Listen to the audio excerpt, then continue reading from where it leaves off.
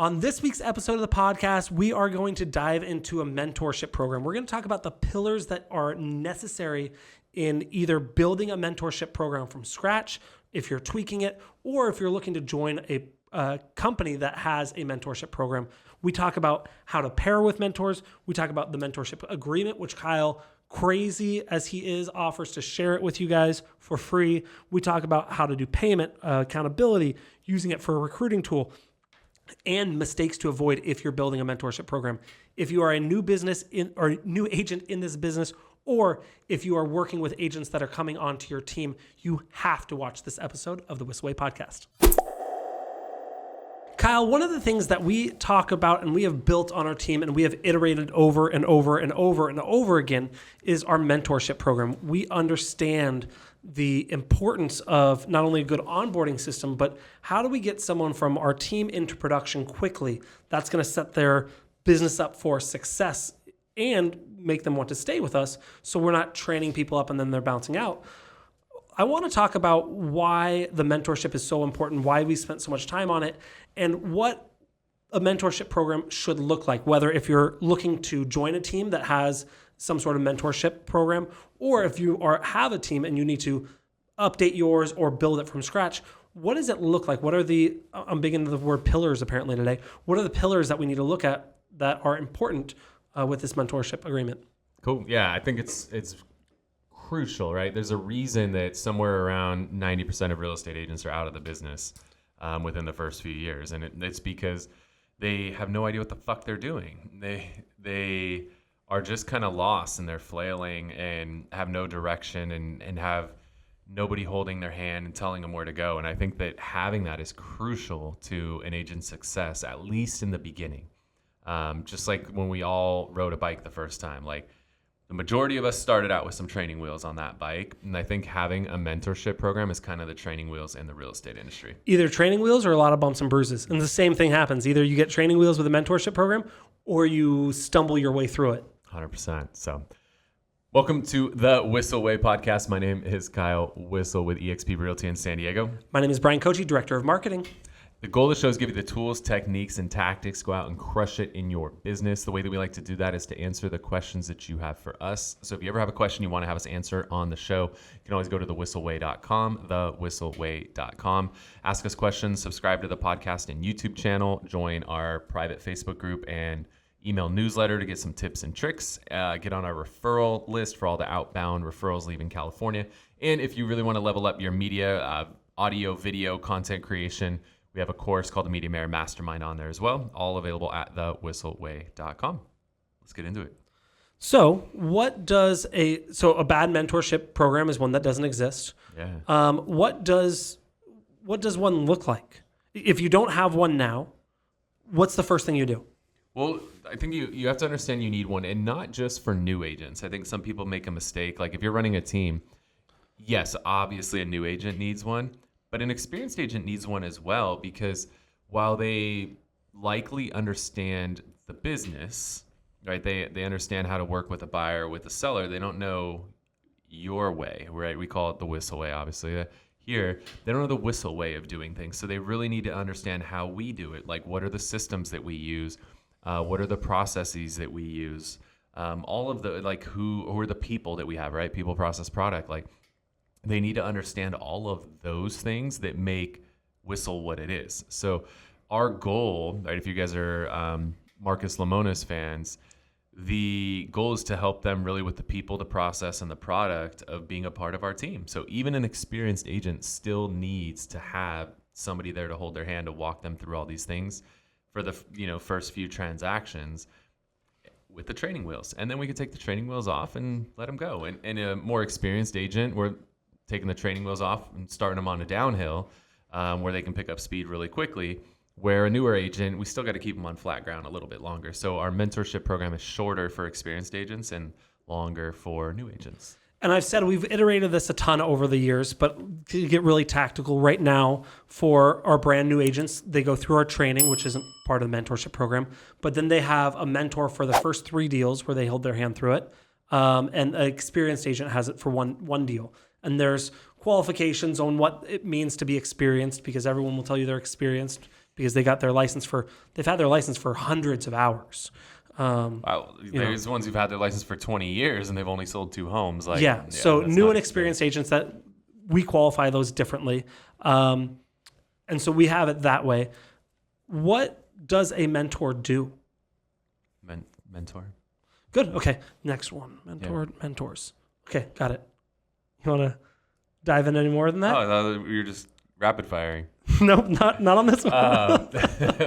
So what are the mentor's duties? So for us, before an agent even gets turned over to a mentor, they go through basic training, similar to the military, which is going to teach them all of the basics of how we do things here. Experienced agents, it's 1 week. Veteran or new agents, it's 2 weeks. It might be like less than 10 days, but roughly. We'll just call it 1 week and 2 weeks.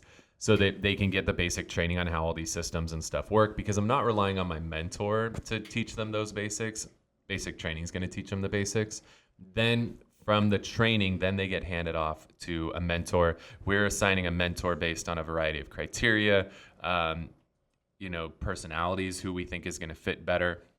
I don't want to have a ultra high C mentored by an ultra high D. Like, they just think differently. It's not going to work. So we find that people with similar DISC profiles or whatever personality assessment you use, trying to keep people paired with similar people tends to yield more effective results. Also, geographically, we try to keep them together as well, because part of our mentorship program is some shadowing opportunities. And being that we cover 2 different counties here in San Diego that are an hour and a half drive apart, it's not going to be effective if I have an agent in Riverside paired with an agent in Chula Vista, because they're just never going to be able to meet up in person. They're never going to be able to have shadowing opportunities. So when we choose a mentor, which is where this whole thing starts, is we're trying to choose based on personality profile and location in order to pick the mentor that's going to be best suited for that person. Because if you and I think the same, I'm going to be able to teach you a lot more effectively than me trying to teach you when you're complete opposite of me. We also want to look at how many mentors the current mentee has. We don't want to overload one person because they have a personality type and geographic spot, and then we get them shoved with 90 mentees, to where with what our duties are, it may not be possible to do that mentorship. Yeah. What we found too, there's one of the biggest mistakes people make in a growing organization is they take their top agent and try to turn them into a sales manager. That doesn't work so well, but we've had much better luck taking our top agents and turning them into mentors, to where it's not the only thing they do, it's just a piece of what they do. And so now that mentee is kind of riding alongside them, as opposed to, but they're still producing. When you take your top producer out of production to be a sales manager, that's a huge mistake that a lot of people make. We've done it. Yeah. And then we reversed it, and we were grateful for it. Everyone was. Yeah, and now that agent is, doing hundreds of thousands of dollars a year in GCI. Okay, so we've got that. We've got about pairing. And also, well, let's talk about, I guess we're talking still about picking mentors. We also want to make sure that they're doing enough deals to where they can, because some of the duties include pairing. We don't want to put someone who's as a mentor, even if they're a phenomenal teacher, they're great at communicating.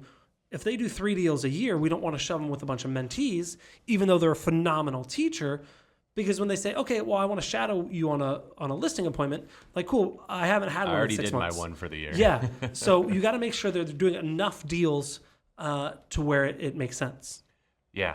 So the next part of it is I would make sure that it's a clear, that there's actually an agreement, a bilateral agreement of how people are going to interact with each other and what's expected. So that's what I'm pulling up on my phone, is the actual agreement that we have them sign. If you want a copy of this, I'm happy to share this. DM me on Instagram at Kyle Whissel. I'll share the mentorship agreement with you, so that you have something. And whether you copy ours exactly or take some variation of it, that's cool.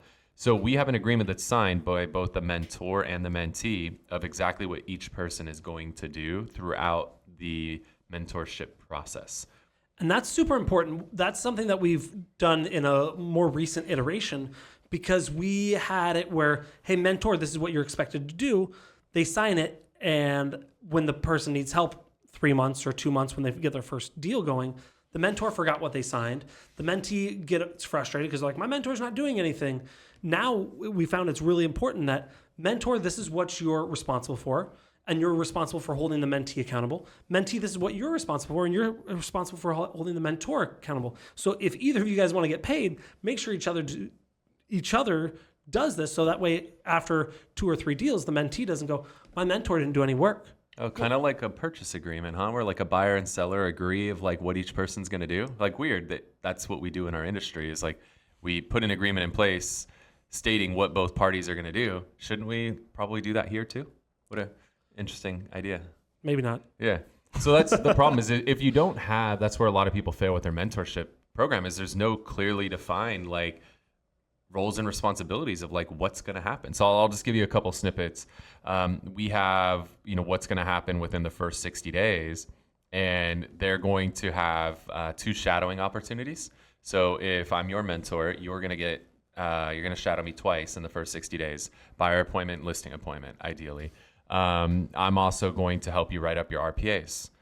So we're going to sit down together and do RPAs together. I'm going to help you with at least 2 CMAs during that time period. And then we have scheduled one-on-ones to sit down on a weekly basis. What a lot of our mentors do is they'll do a group thing where they'll kind of share a lesson and then have their one-on-one scheduled after that to sit down with each of their mentees to really help answer their personalized questions. And then another big part of our mentorship program is that the mentor is reviewing all of the contracts, or the offers and listing agreements that the mentee's putting together. And what's important about this is not, and again, we mentioned it earlier, but I want to make sure I drive down this point, whatever. That's not right.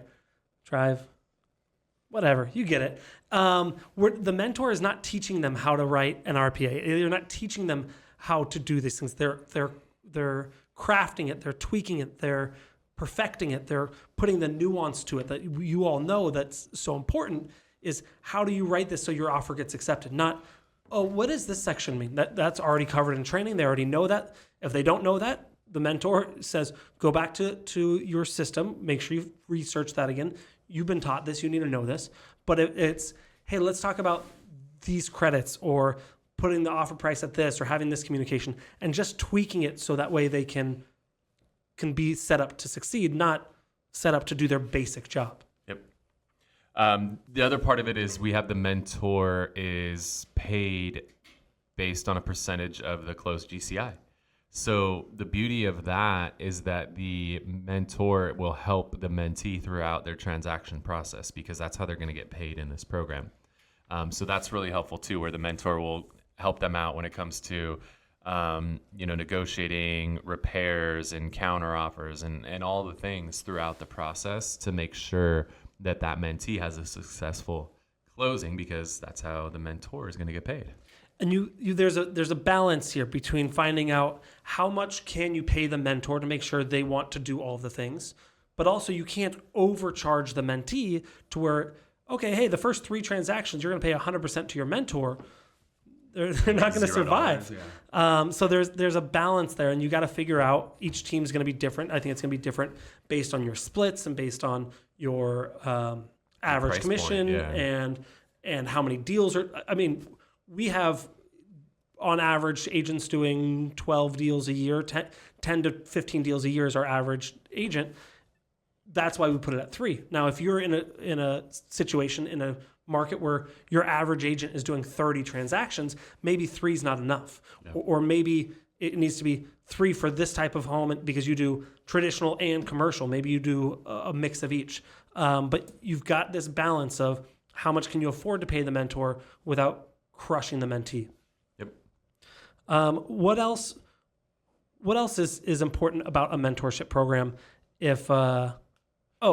Talk a little bit about accountability and how we track these things. Yeah, so in the agreement, it's overseen by our sales manager who helps hold both parties accountable to their portion of the agreement. So on the actual agreement, every time one of these tasks that's agreed upon occurs, both parties are initialing, basically stating that, yeah, all right, we did the 2 shadows, we did the 2 offers, we did the 2 CMAs. Like both parties are signing off on that so that we make sure that everybody's delivering on their expectations. And then if an agent and a mentor aren't working well together, is it fair to say, hey, let's switch you up? Or do we say, hey, nope, this is who you need to stay with. They're the best fit for you on the team. How does that look? We put them in a cage. Yep. 2 go in, 1 comes out. Mike has won a lot of these mentor agreements. If they come up, I'm not going against him.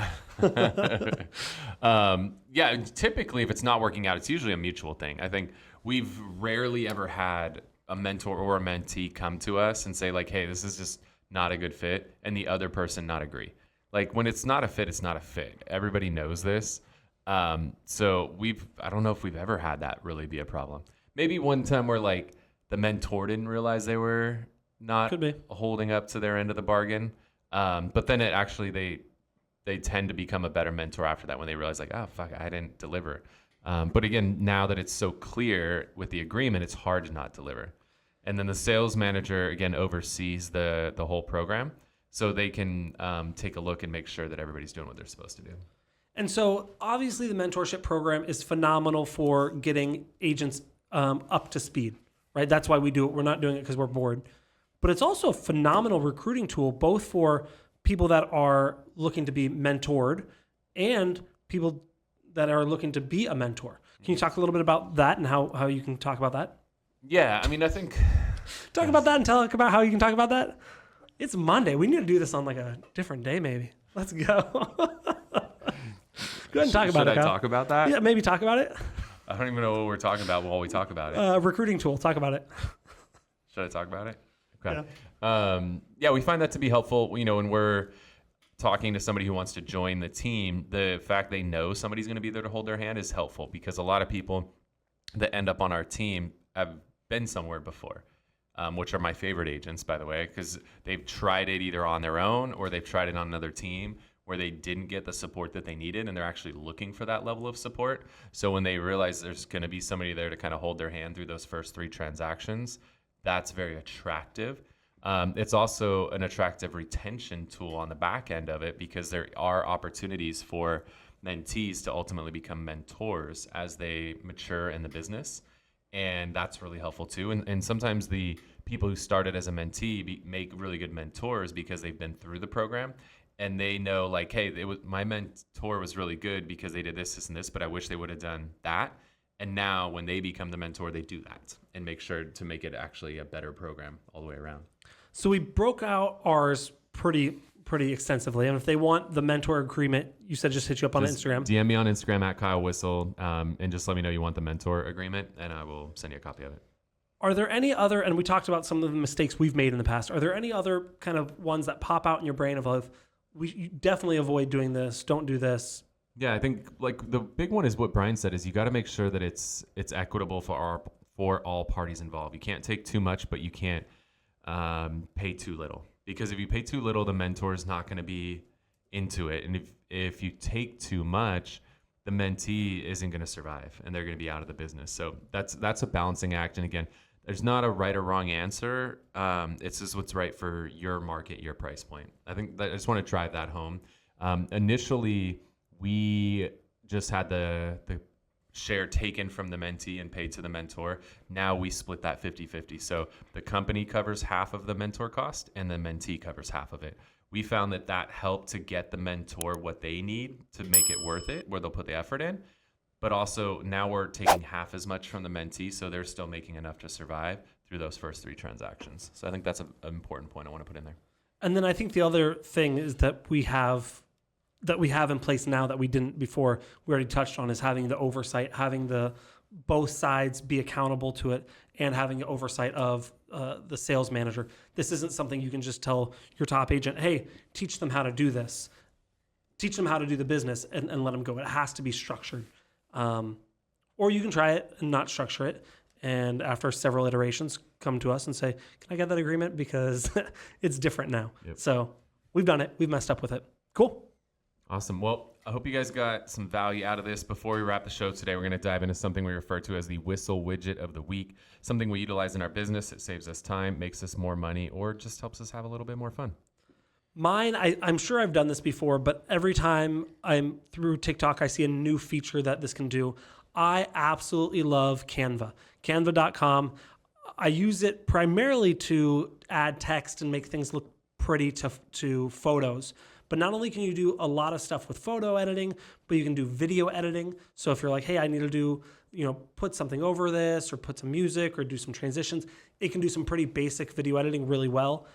You can build a website with it, which I just found out, and I know you can do it with AI as well, but you can build a website really easily. My favorite thing right now is we're building flyers for our recruiting team to be able to give little pieces of our business. You can do, another thing we do is stuff for our team for kind of stuff they can give to their clients. So little one-page flyers. And why I love building it in Canva is I told my graphic designer, I said, look, I don't care where you design it, but it needs to end in Canva to where we can edit everything. So that way we can send it to our team. They can add their photo, they can add their text, they can tweak the language if they need to, but they don't have to start from scratch, which really helps protect our brand from the unintentional consequence of agents not being graphic designers. Agents are great at so many things. Graphic design is not one of them. And they will try their best to put something out. And I go, that's not what we want it to look like. And they go, why have nothing else? So using Canva and sharing those templates, you can hit share and then go to template link. And that way they can edit it on their own and it doesn't adjust the main one. Canva's phenomenal. I use it for everything. Cool. The one I'm going to share, I'm just consistently geeking out on AI and what we can do with it. One of the things I've always found myself doing a lot of times is I have an idea of like an image that I want, and then I type it in and I go into Google Images and I scroll for freaking days and days and try to find an image, and then I find one, but then it's like shit resolution and I gotta keep looking, and then you go into adjustment, you can just decide on the image size. It's such a freaking headache.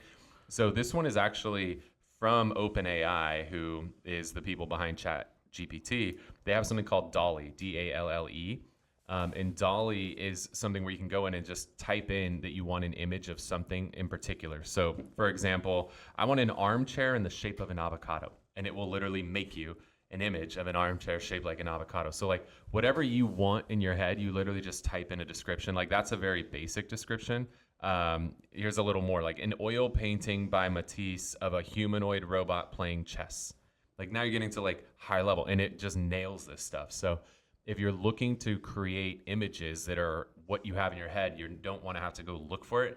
You do have to pay for this one, but it's super cheap.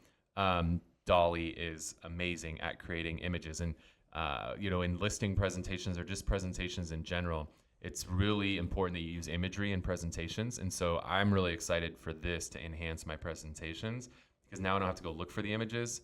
It's just going to make all the images for me, exactly what's in my head that will provide the impact and elicit the emotion that I'm looking for. So I'm super pumped for it. And we're filming this late August. It's going to change, I'm sure, by the time it comes out. But from my experience, AI does great with a lot of things, not so good with hands. So if you're trying to do human hands, they usually end up with claws or 13 fingers, or they look pretty goofy. So try and avoid hands. But other than that, it's funny. I was looking at this today. I've been wanting to try Midjourney for a long time, but it's kind of complicated to get started, and I just haven't spent the half an hour to figure it out. And DALL-E 2, you can literally start. You just have to buy. Takes 2 seconds. Yeah, you have to buy some credits, and then you can get going. So cool. Awesome. Cool, guys. Well, thank you so much for tuning into the show today. Again, if you want a copy of the mentor agreement, shoot me a DM at Kyle Whissel. I'll hook you up. I'm Kyle Whissel. I'm Bryan Kochi. We'll see you next week. See you guys. Wait. Before you leave, I want to share some more tips and tricks that we're using in our business to take it to that next level. Just click right here. And don't forget to subscribe. Click right here.